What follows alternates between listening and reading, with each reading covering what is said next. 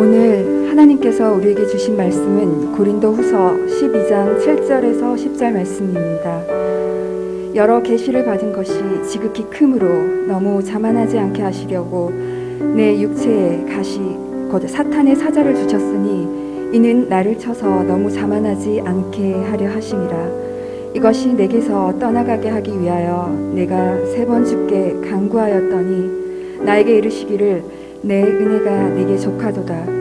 이는 내 능력이 약한 데서 온전하여짐이라 하신지라. 그러므로 도리어 크게 기뻐함으로 나의 여러 약한 것들에 대하여 자랑하리니 이는 그리스도의 능력이 내게 머물게 하려 함이라. 그러므로 내가 그리스도를 위하여 약한 것들과 능력과 궁핍과 박해와 공고를 기뻐하노니 이는 내가 약한 그때에 강함이라. 이는 살아계신 하나님의 말씀입니다. 아멘.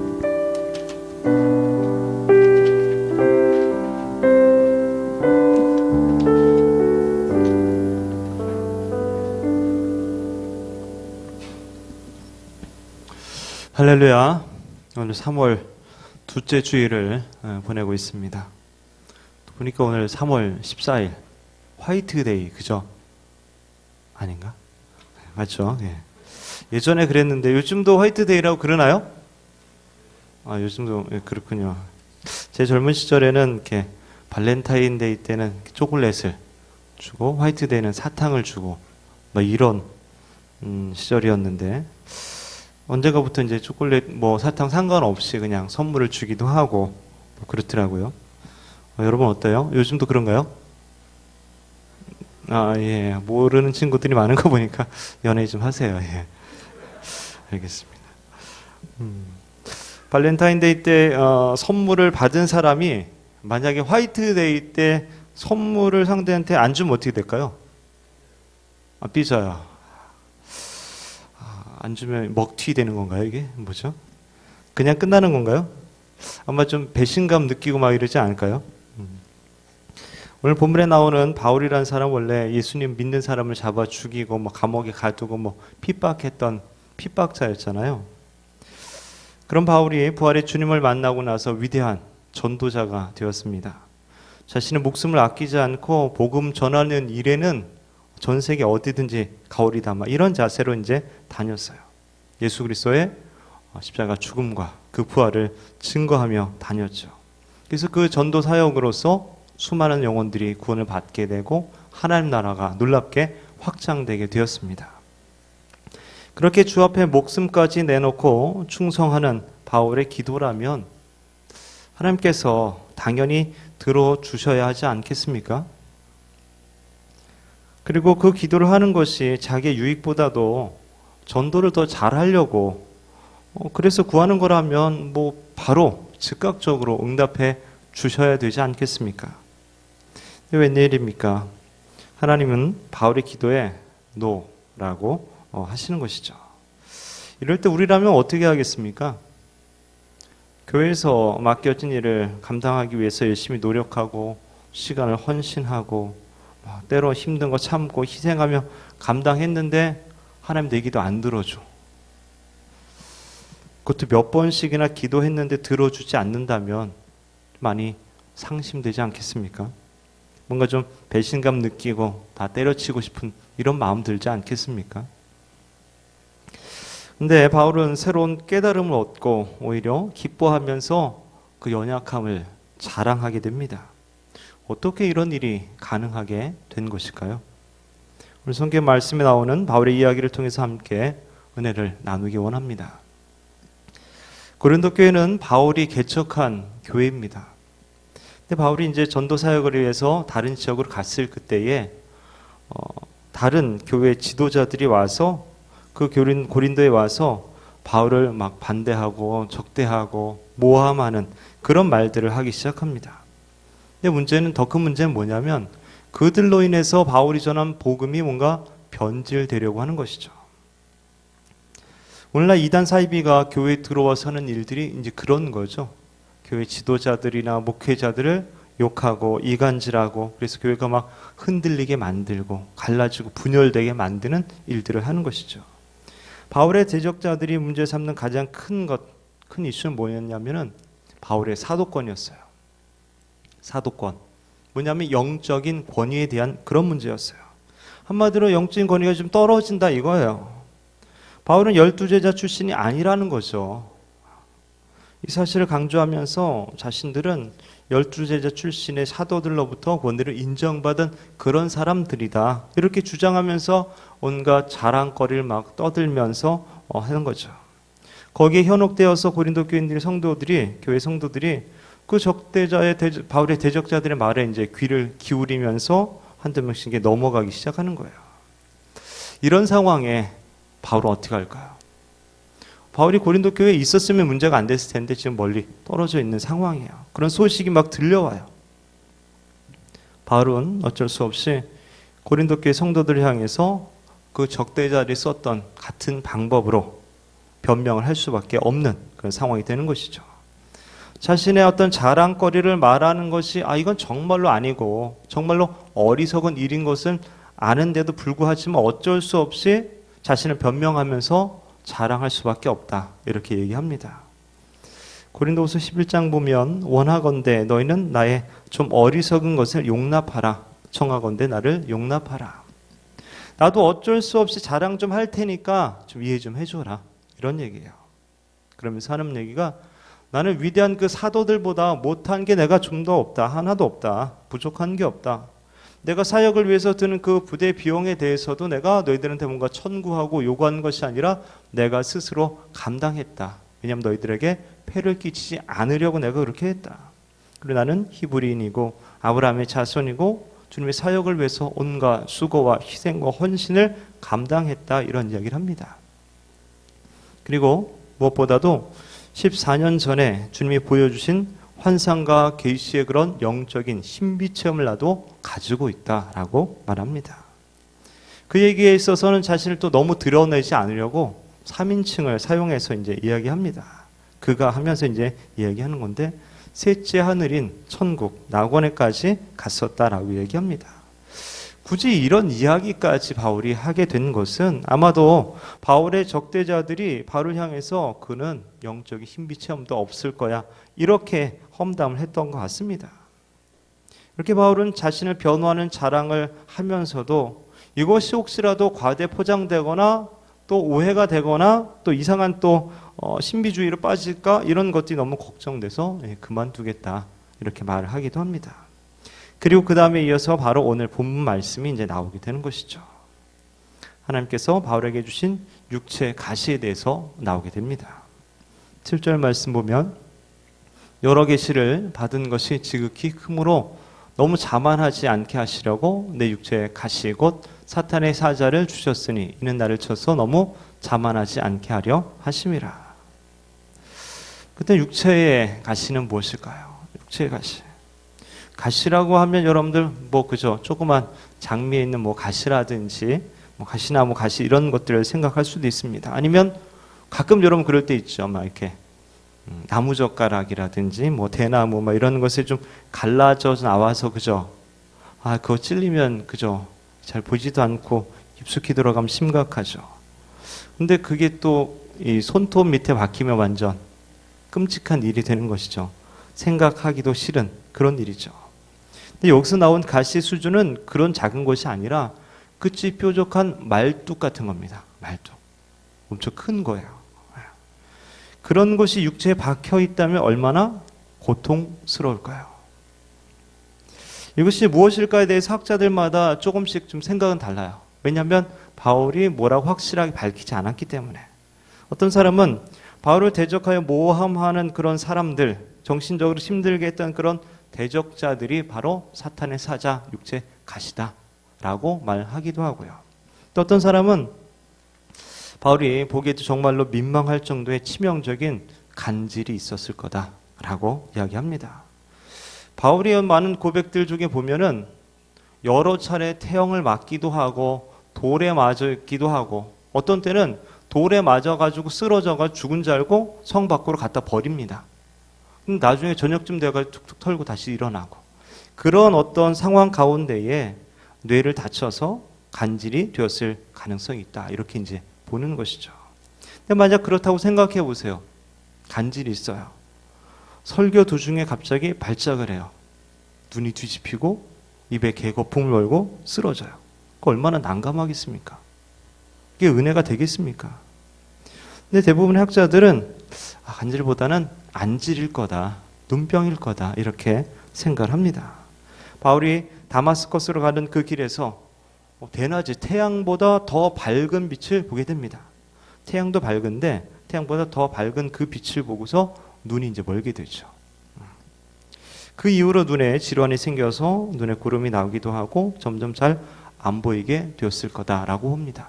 그래서 편지를 쓸 때도 다른 사람이 대신 써주는 대피를 하기도 하고 또는 큰 글씨로 쓰기도 하는 그런 어려움이 있었다라고 보는 것이죠. 어쨌든 다른 이들의 병을 고치어주고 복음을 전하는 바울이 자신의 병을 못 고친다는 것은 어떻게 보면 복음을 위한 매우 큰 장애물일 수밖에 없다라는 것이죠. 이런 상황 가운데 바울은 어떻게 했습니까? 가시, 약함이 있을 때 먼저 우리는 간절히 기도함으로 주님께 나아갈 수 있어야 합니다.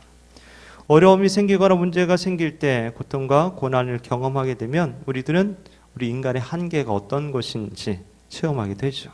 즉 인간이 연약한 존재임을 알게 되고 이 인간의 영역에서 벗어난 그 문제에 대해서 그것을 해결해 줄 수 있는 분을 찾게 되죠. 바로 전능자를 찾게 되는 거죠. 하나님을 찾게 됩니다. 솔직히 우리가 평온할 때는 잘 기도하지 않잖아요. 그런 경향이 많죠. 일이 막 술술 잘 풀려. 기도 안 했는데도 잘 풀려. 기도 안 했는데도 막 잘 돌아가. 그럼 하나님께 잘 안 나갑니다. 그냥 낼름 먹고 말지. 하나님 감사합니다 하면서 하나님께 우리가 더 나가면 좋겠는데 그렇게 잘 안 해요. 근데 인생의 폭풍 가운데 풍랑이 몰려오고 막 힘들고 어려울 때 하나님 도와주세요. 하나님께 또 기도하며 나가게 되죠. 주의 뜻을 알고자 노력하게 되고 하나님의 음성에 더 귀를 기울이게 되는 것이죠. 그래서 C.S. 루이스는 우리에게 다가온 고통은 귀먹은 사람들을 흔들어 깨우는 하나님의 확성기이다 이렇게 말하기도 합니다. 바울은 그 고통, 그 육체의 가시로 인해서 하나님과 함께하는 시간이 더 많아졌습니다. 기도하는 시간이 더 길어졌습니다. 하나님 더 의지하게 되고 더 많이 엎드리게 되게 된 것이죠. 만일 고통이 없었다면 이전보다는 그죠 좀 덜했겠죠. 고통으로 인해 위기를 느끼고 힘들었을 때 엎드리지 않을 수가 없었던 그 상황, 그것이 오히려 바울에게는 은혜가 된 것이죠. 여러분 언제 우리가 기도를 잘 배울 수 있게 됩니까? 기도를 가르쳐서 우리가 잘 배웁니까? 보통 그죠 약할 때 기도를 배웁니다. 보통 실패했을 때, 삶의 고통이 극심했을 때, 정말로 마음이 무너졌을 때, 아무것도 내가 할 수 있는 것이 없을 때, 인간의 한계를 경험할 때, 그때 우리는 기도를 배우게 되는 것 같습니다. 바울은 주님께 3번 기도했다고 합니다. 3번? 나 10번쯤 기도해도 안 들어주시던데. 근데 이 3번은 우리가 생각하는 그런 가벼운 기도가 아닙니다. 적어도 그는 그것을 위해서 아마 날짜를 정해놓고 그리고 금식을 하면서 최선을 다해서 기도했을 것입니다. 그렇게 기도하는 것이 3번이라는 것이죠. 그런데 이러한 바울의 간절한 기도에 대한 하나님의 응답이 뭡니까? 내 은혜가 너에게 충분하다. 내 은혜가 너에게 충분하다. 이렇게 말하는 거죠. 좀 돌려서 말한 것 같지만 한마디는 뭡니까? 거절입니다. 육체의 가시를 제거해 주지 않겠다는 거예요. 그 연약함을 안 고쳐주겠다는 거죠. 좀 그저 마음이 그렇죠. 근데 여기서 중요한 것은 우리가 기도할 때 하나님께서 응답해 주신다는 거예요. 비록 노라고 응답했지만 만약 기도하지 않았다면 뭐예요? 이 예스인지 노인지 어떻게 되는지 이런 거 모르겠죠. 간절히 기도할 때 하나님의 뜻을 알게 됩니다. 그래서 먼저 우리는 기도해야 되는 겁니다. 그리고 때로는 내가 기도한 대로 주님이 안 들어주실지라도 노라고 응답하실지라도 우리가 감사해야 합니다. 왜냐하면 그것이 지금은 하나님 이것도 안 들어주시지 배신감 이럴 수 있지만은 지나고 보면 오히려 그게 하나님 그래서 안 들어주셨구나. 안 들어주신 게 나한테 더 좋은 거였구나. 그것이 또 축복이구나. 이런 것을 경험하여 알게 되기 때문이죠. 바울은 가시를 없애달라고 기도했지만 하나님은 가시로 인해서 더 하나님을 찾게 되고 하나님을 더 의지하게 되고 또 하나님 앞에 엎드리게 되고 더 교제하게 되는 그런 충분한 은혜를 주시게 되었다라는 것이죠. 사실 하나님은 우리가 원하는 것보다 더 많은 것을 우리에게 응답해 주십니다. 당장은 알아채지 못할 수 있어도 결국 더 나은 것, 더 좋은 것, 더 많은 것을 받았음을 결국 우리는 알게 되고 고백하게 되는 것이죠. 두 번째로는 가시, 약함을 주신 목적을 깨달아야 합니다. 바울이 육체의 가시에 대해서 표현하기를 사탄의 사자, 사탄의 하수인 이런 식으로 표현한 것을 보면 이거 정말 많이 괴로웠구나, 많이 힘들었구나 이런 것들을 생각해 보시게 됩니다.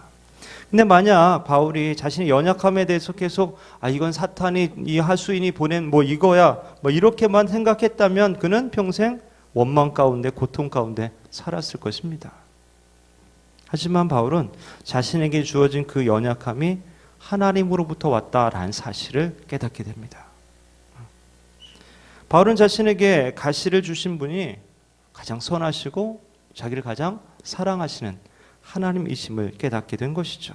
그 육체의 가시가 결국은 하나님의 선물이었던 거예요. 그리고 바울은 이 선물의 목적을 깨닫습니다. 7절 아까 읽었는데 다시 한번 같이 읽어보겠습니다. 여러 계시를 받은 것이 지극히 크므로 너무 자만하지 않게 하시려고 내 육체의 가시 곧 사탄의 사자를 주셨으니 이는 나를 쳐서 너무 자만하지 않게 하려 하심이라. 알다시피 바울은 자만할 수 있는 이유가 너무 많은 사람입니다. 앞에서 말한 대로 신앙적으로 또 엄청난 실력과 또 엄청난 영적인 경험들을 가지고 있습니다. 세상적으로도 로마 제국이 다스리던 그 시대에 로마 시민권이 있었고 최고의 명문 학교를 나왔습니다. 출신도 좋고 배경도 좋고 신앙도 좋고 실력도 좋습니다. 바울은 교만해질 이유가 너무 많은 사람이라서 매우 위험했습니다. 왜냐하면 하나님은 교만한 것을 제일 싫어하기 때문이죠. 성경에서도 교만에 대해서 수많은 경고들이 나옵니다. 교만은 패망의 선봉이요 거만한 마음은 넘어짐의 앞잡이입니다. 하나님은 교만한 자를 대적하시되 겸손한 자들에게 은혜를 주시느니라. 하나님 교만에 대해서 아주 강력하게 말씀하셔요. 대적한다라고. 이 교만이라는 것은 왜 그런가 하면은 교만은 결국 자기가 하나님 되는 거거든요. 자기가 하나님의 위치에 앉는 거고 그래서 자기가 모든 것들을 결정하는 거거든요. 결국 교만은 사람을 망치는 것입니다. 어떤 고통들이 우리를 망가뜨리는 것이 아니라 교만이 우리를 망가뜨립니다. 하나님 바울에게서 그 교만의 위험성을 보시게 되었고 그래서 그에게 가시를 주심으로 멸망의 위험에서 구해 주려고 하신 것이죠. 어떤 사람이 C.S. 루이스에게 이렇게 물었어요. 당신이 증거한 하나님이 살아계시다면 어째서 이런 설명할 수도 없고 이해할 수도 없는 고통을 하나님이 허용하시는 겁니까? 그때 이렇게 대답합니다. 루이스 교수가. 고통이 있어도 교만한 인생인데 만약 인생의 길에 고통마저 없다면 사람들은 얼마나 더 교만하겠습니까? 만약 자동차에 브레이크가 없이 달린다면 어떻게 될까요? 만약 어느 공장에 위험을 알리는 경고장치가 없다면 어떻게 될까요? 교만은 정말 위험한 것입니다. 하나님은 교만한 자를 쓰실 수가 없습니다. 하나님은 우리가 계속 겸손히 하나님 의지하며 인도함 받기를 원하고 계십니다. 그리고 그렇게 하기 위해서 우리에게 연약함 또 고통 등의 선물을 주시는 것이죠. 혹시 지금 어떤 연약함이 여러분들을 괴롭힌다면 그리고 그것을 하나님이 주신 것이라면 하나님이 왜 그렇게 하셨을까요? 그것을 통해 하나님이 하시려는 것은 과연 무엇일까요? 그 하나님의 목적을 여러분들이 함께 한번 생각해 보시기 바랍니다. 바울은 고통스러운 현실 때문에 간절히 기도했습니다. 육체의 가시가 제거되기를 기도했지만 거절되었습니다. 그러나 바울은 하나님의 뜻을 깨닫게 되었죠. 가시의 목적과 유익을 알게 되었습니다. 그래서 더 이상 육체의 가시를 제거해달라고 기도하지 않게 됩니다.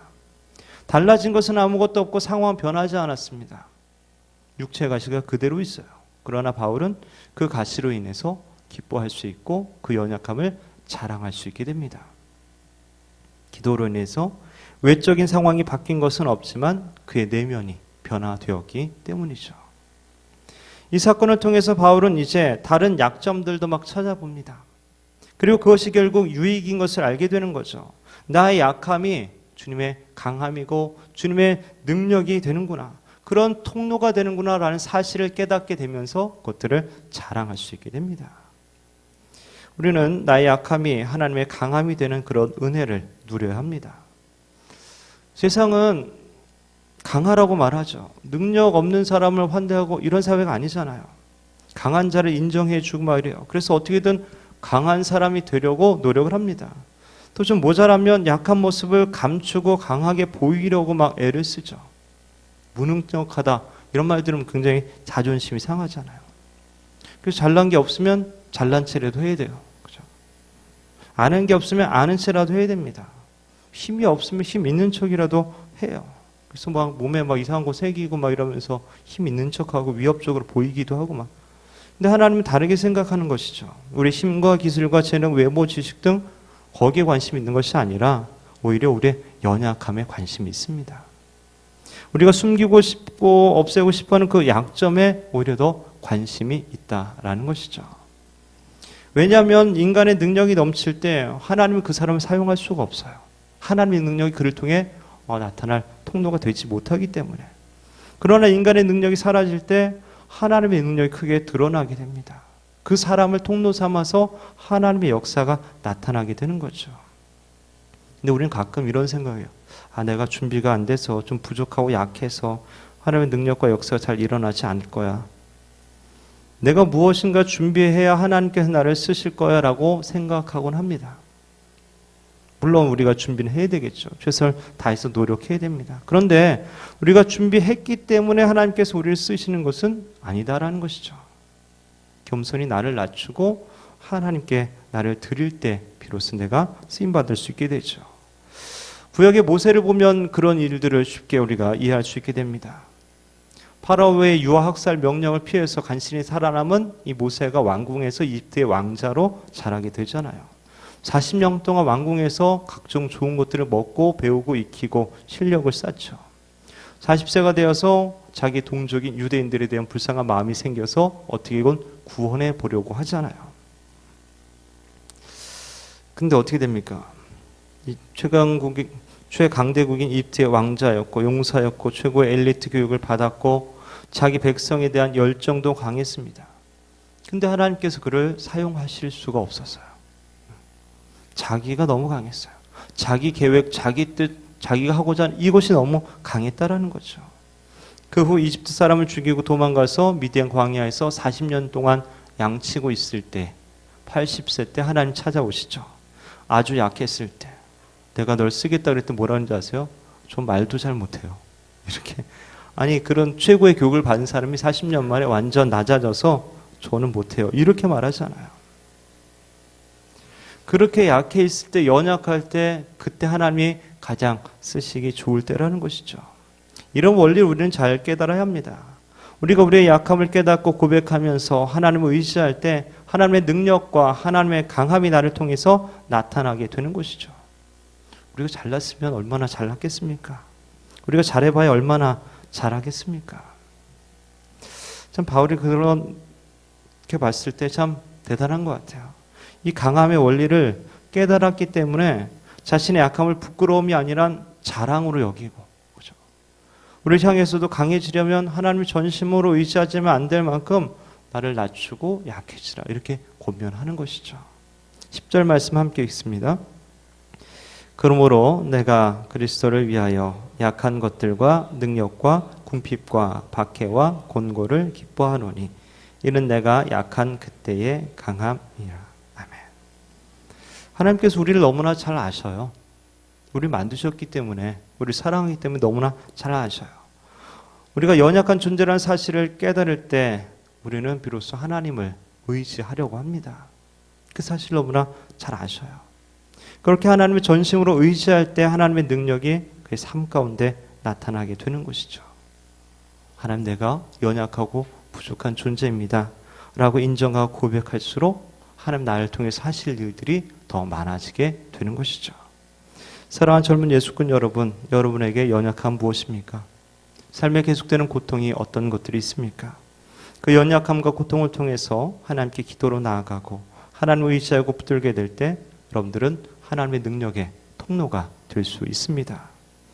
그럼 아마 닉 부이치치라고 들어봤을 겁니다. 호주 출신인 그가 팔 다리가 없이 태어났습니다.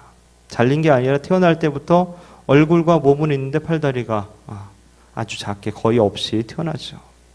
그는 자살을 2번 시도했지만 15살 때에 성경을 통해서 하나님 자신을 사랑하시며 자기 인생에 대한 계획을 갖고 계시다는 사실을 깨닫고 그 삶을 하나님께 드리기로 결정을 합니다.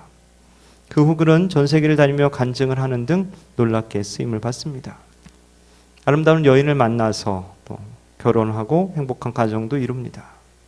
전 세계 수많은 사람들이 그를 통해 희망과 용기를 얻고 하나님의 사랑과 은혜를 경험하게 됩니다. 그의 연약함이란 정말 말도 다 할 수 없을 것입니다. 그러나 하나님만에 의지하며 자신을 드렸을 때 그를 통해서 하나님의 능력, 하나님의 역사가 나타나게 된 것이죠. 그를 보는 사람들이 닉 부이치치가 잘나서 그런 거야 이런 말을 하겠습니까? 아니면 하나님이 사용하신다 이런 말을 하겠습니까? 결국 약함이 문제가 아닙니다. 문제는 우리가 얼마나 자신의 약함을 인정하며 주님을 의지하는가 여기에 달려있는 것이죠. 얼마나 주님 앞에 겸손히 자신을 드리며 간절히 기도하는가에 달려있는 것이죠. 자신의 능력과 강함을 자랑하는 것이 아니라 오히려 연약함을 자랑하며 하나님을 높이는 것에 달려있는 것입니다. 바라기는 어려운 문제와 고통과 슬픔, 걱정거리, 연약함 가운데 간절히 기도로 주님께 나아가시기 바랍니다. 그래서 그 문제들이 해결받기를 바랍니다. 그러나 혹 그 기도가 거절되더라도 낙심하지 마시기 바랍니다. 문제 때문에, 그 고통 때문에, 그 연약함 때문에, 그 두려움 때문에 오히려 하나님 만나고 하나님 뜻을 깨닫고 오히려 약할 그때 역사하시는 하나님의 경험하게 되는 저와 여러분 되시기를 주님의 이름으로 축원드립니다.